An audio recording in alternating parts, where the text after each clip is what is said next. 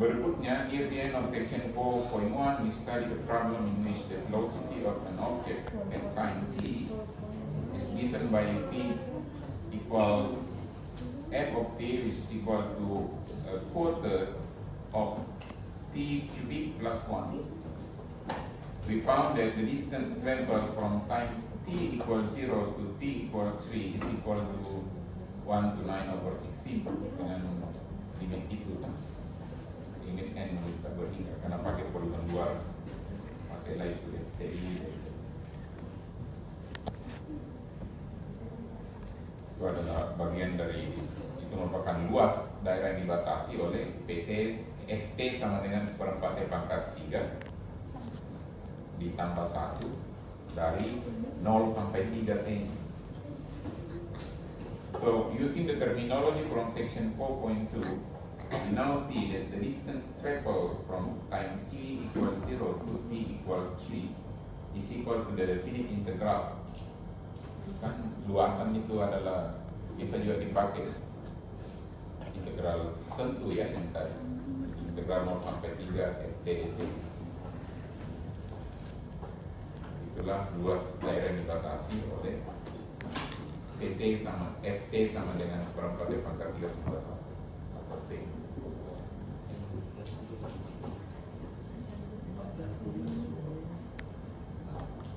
Oke. Limit jumlah Riemann. Tapi Anda ingat jumlah Riemann itu kalau limitkan norma P menuju 0.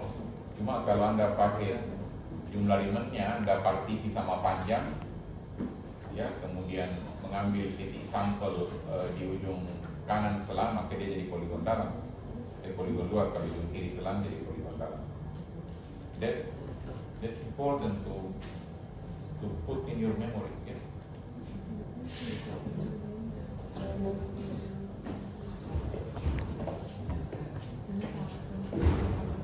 Perlu ulangi karena ini penting. Dan di sana ingat, ini tidak perlu dibagi-bagi sama panjangnya, jadi tidak perlu sama panjang. Dan yang paling panjang delta x itu adalah norma P. Jadi suruh mengecil sekecil-kecilnya, otomatis yang lain lebih duluan mengecil. Karena dia duluan mengecil, maka daerah yang kosong itu akan Anda isi sebanyak-banyaknya persegi panjang yang berdiri. But we can make a special case for this one. Kita bisa membuat kasus khusus untuk jumlah Riemann itu dengan membuat partisi P yang sama panjang semua. Jadi x0, ini x1, ini x2 sampai xn. Ini sama dengan B, ini sama dengan A, dan ini sama panjang semua. Jadi panjangnya setiap ini yang tadinya ada delta xi, delta x1, delta x2, jadinya delta x saja karena sama, yaitu sama dengan B kurang A per N. Karena panjangnya B kurang A, kemudian kita bagi N sama panjang, maka setiap bagian itu panjangnya B kurang A per N. Nah,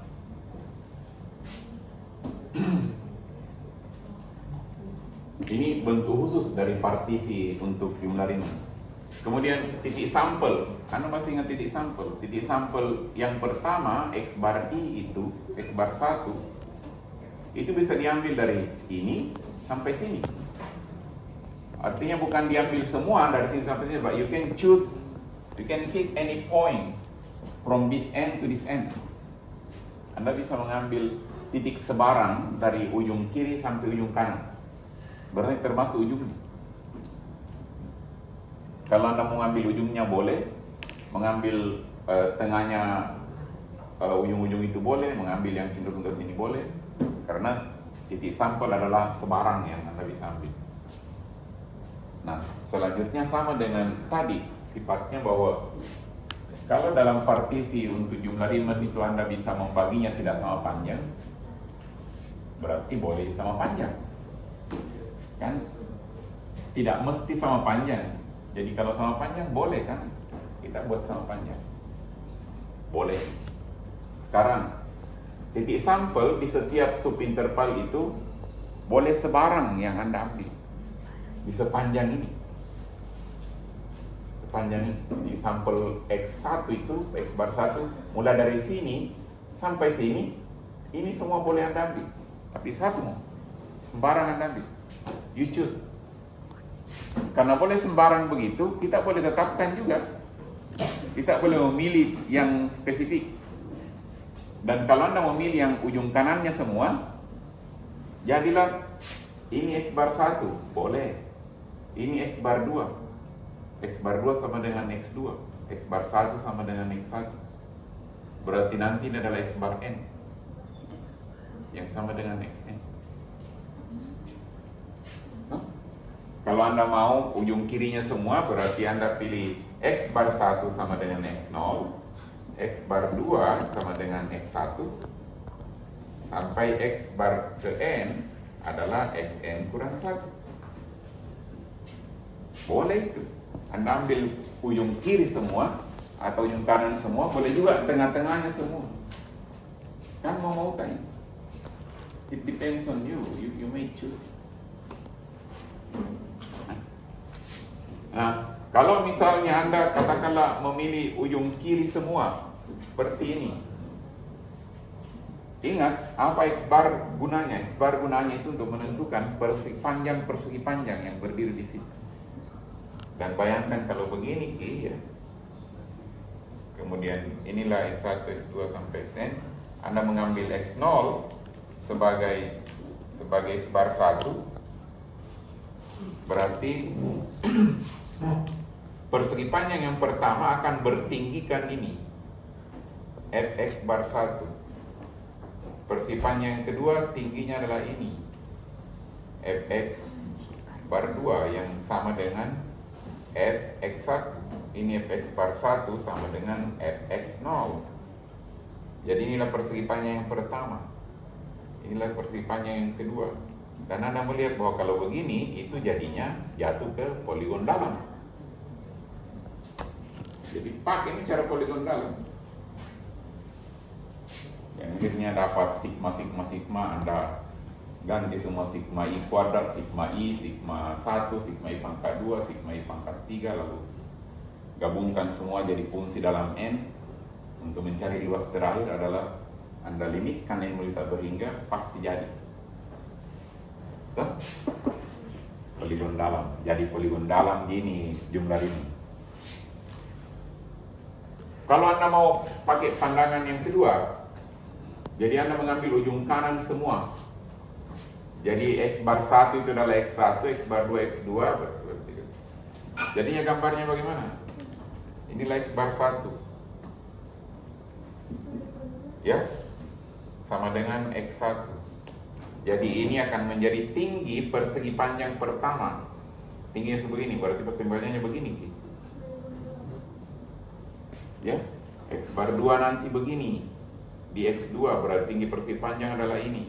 Persegi panjangnya harus begini. 3 begini juga. Ini jadinya apa? Poligon 2.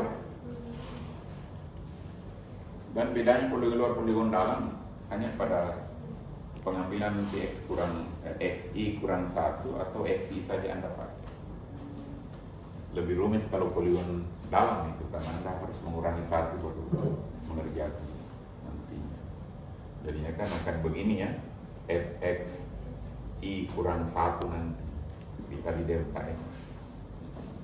Kalau poligon luar ya Fxi saja delta X.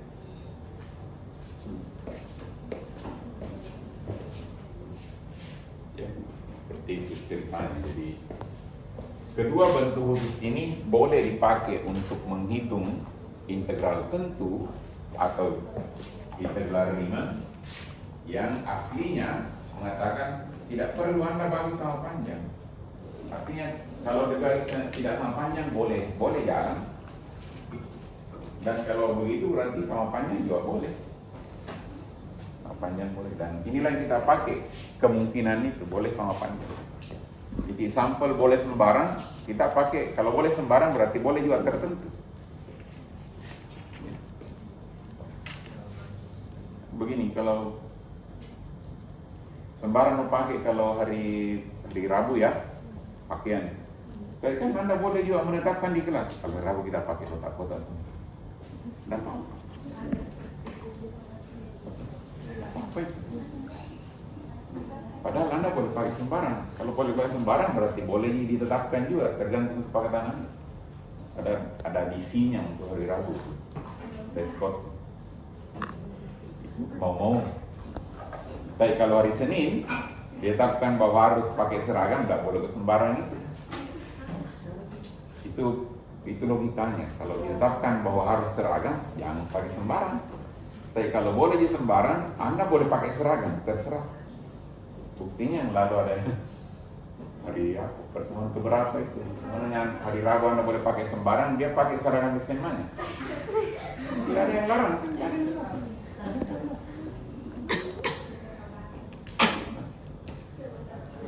Sama kalau ke kampus, sembarang alas kaki Anda boleh pakai. Silakan, ada sepatu inja-inja, sepatu yang tidak inja, inja gulagan. Itu seandainya aturannya begitu, maka yang diharuskan pakai sepatu, jangan pakai sendal. Kecuali kalau hari Sabtu kita kuliah, Anda boleh santai saja.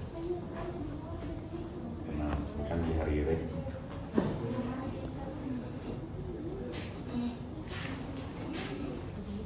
Ini penting ini, karena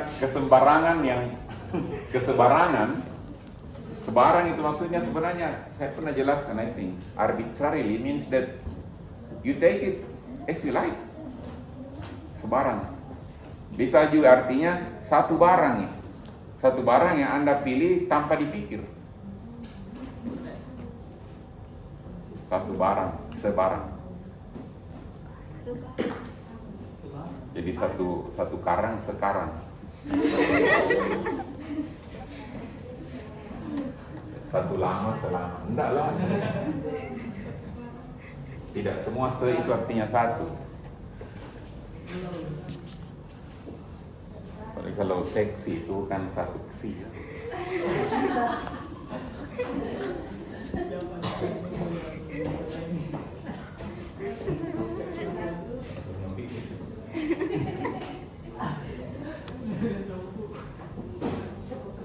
Sepupu satu buku.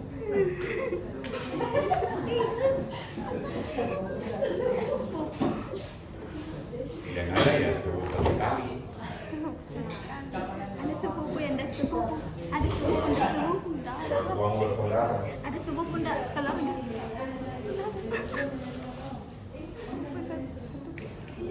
sepupu berarti kalau ada. Oke.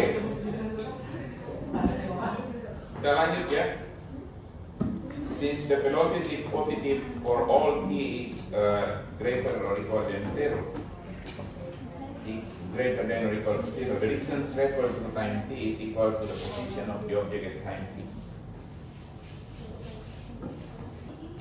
Ya, masuk akal itu. Kalau kecepatan positif untuk semua t yang positif atau 0, maka jarak yang ditempuh sepanjang t sama dengan posisi benda itu pada saat t. Tentunya dari titik diam.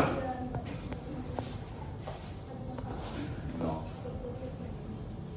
Dari t0.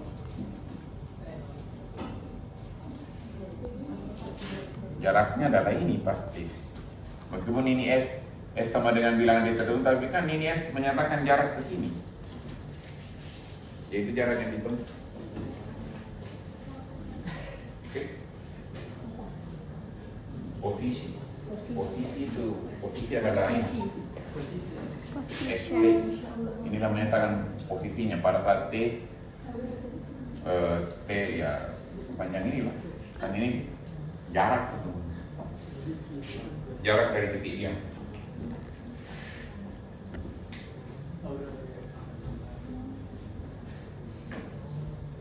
If the velocity were negative for some value of t, then the object would be traveling backward at that time t. In such a case, distance traveled would not equal position. Jadi kalau untuk beberapa nilai t ternyata kecepatannya negatif, seperti yang tadi itu kami kita gambarkan, maka pada saat t negatif itu artinya objek bergerak mundur. bukan bergerak mundur, tapi bergerak melawan arah yang positif.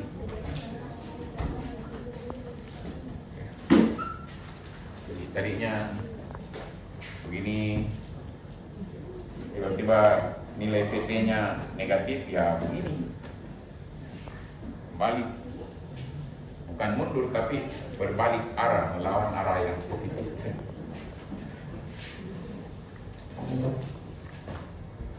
Oke. Dengan demikian, kalau begitu berarti S itu tidak sama dengan jarak yang ditempuh. Karena jarak yang ditempuh itu kan kesana baru ke sini harusnya dicoba jarak yang ditempuh. Sementara S sekarang di sini mami S inilah S panjang. Padahal jarak yang ditempuh adalah ini ditambah ini. Tapi posisinya di sini sekarang, makanya untuk kasus seperti ini, S itu bukan menyatakan jarak yang ditempuh. Jadi posisi tidak lagi menyatakan jarak, karena pernah dia bergerak dengan kecepatan negatif. Kalau dia selamanya bergerak dengan kecepatan positif, maka dimanapun dia berhenti dan posisinya S di sana, maka itulah jarak yang ditempuh. Jadi kalau kecepatan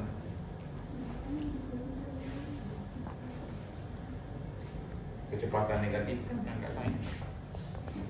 Kecepatan negatif, ada kecepatan negatif, ada. Karena kecepatan itu vektor, jadi dia punya arah, bisa positif, bisa negatif.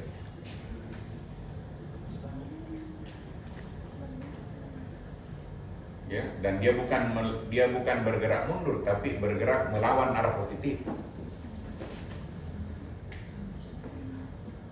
Nah, turunan dari kecepatan itu percepatan. Kalau percepatannya positif, itu berarti semakin lama semakin cepat benda itu bergerak. Kecepatannya bertambah setiap saat. Ya, Anda bisa lakukan kalau Anda menginjak pedal gas atau begini, itu berarti Anda mempercepat mobil Anda dan percepatannya positif. Sudah gas ya, motor Anda gas sampai lari 100 dan Anda mulai di depan macet. Jadi ini kan itu namanya Anda percepat juga, mulai percepatan, tapi percepatannya negatif. Dalam bahasa sehari-hari perlambatan. Tapi bahasa umumnya percepatan negatif, percepatan positif. Kalau percepatan positif cepat betul. Anda tambahi kecepatannya kendaraan Anda. Kalau percepatan negatif, berarti Anda perlambat sampai pas macet nggak bisa mampu jalan, berhenti kan? Berarti kecepatan itu berkurang, artinya diperlambat. Karena diperlambat itu adalah percepatan negatif. Tapi kalau kecepatan positif dan negatif bukan maju dan mundur, tapi maju atau berbalik arah.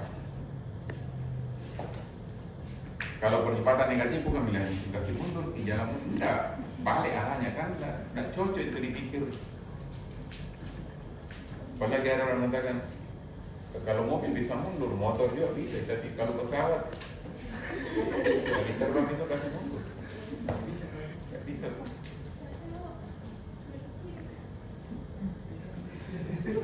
Yang ada ya melakukan manuver begitu kembali melawan arah sebelumnya kembali ke bandara. Kalau di sana bilang kacau di depan, misalnya ada demo ya, atau macet di udara. Sampai dia bilang, Alex singgah sebentar, macet singgah minum. Yang lain di atas juga tidak ada resting area kalau di udara. Ada tempat peristirahatan. Ada parlon sebelah. Jelas jangan peristirahatan terakhir.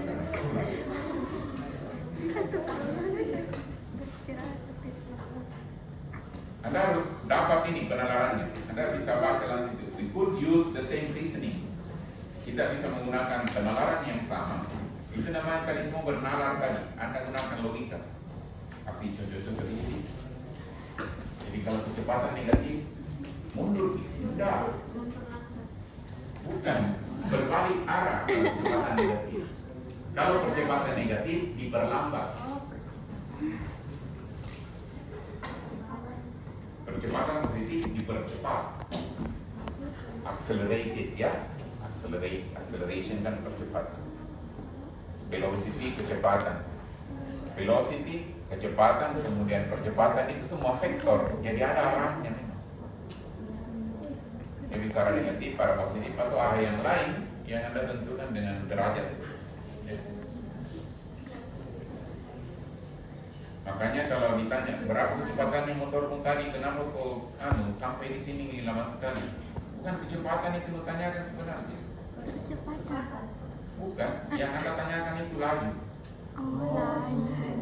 Karena kecepatan itu harus ada arahnya dan besar, karena dia vektor. Vektor kan sesuatu yang punya besar dan arah. Kecepatan juga vektor, berarti dia punya besar, punya arah. Nah, kalau Anda mengatakan kecepatan saya 50 km per jam, bukan kecepatan. Nanti dia kecepatan, kalau Anda bilang kecepatan saya besarnya 50 km per jam dan arahnya 50 derajat dari titik 0, dari titik 0 derajat, itu baru kecepatan namanya. Kalau Anda hanya menginformasikan 50 km per jam, that's not velocity, that's the speed. Speed atau laju. Makanya ditunjukkan di motor Anda atau di mobil Anda itu adalah kelajuan atau laju, disebut dengan speedometer.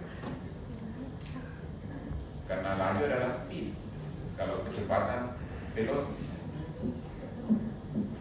Anda harus kena nalarnya semua ini. Ya, penalarannya harus jalan. Dan ini gunanya Anda sekolah supaya tapi di sana selalu di luar itu batas kecepatan 80 km per jam kalau jalan tol. Iya, terima saja. Yang kau bilang ganti itu batas laju. Bukan batas kecepatan. Kan sama kalau Anda ditanya berapa berat, lalu Anda bilang 60 kg. Bukan berarti 60 kg. Karena berat itu adalah massa kali percepatan gravitasi. M kali G itu baru berat. Ya, dan satuannya bukan kilogram, tapi apa satuannya kalau berat?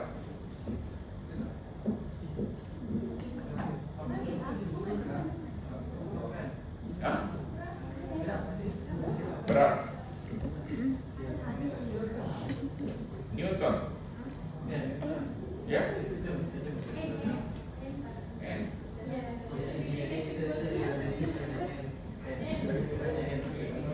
Cuma kan di luar pernah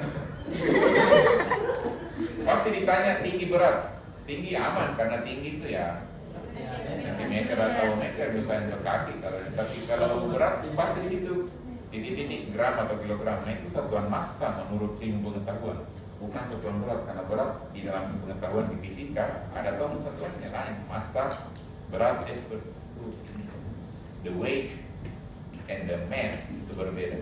Weight dan mass. Ya. Kalau berat itu ya massa kali percepatan gravitasi. Sama dengan gaya. Gaya kalau di luar gaya. Jadi fisika lain itu gaya itu massa kali percepatan.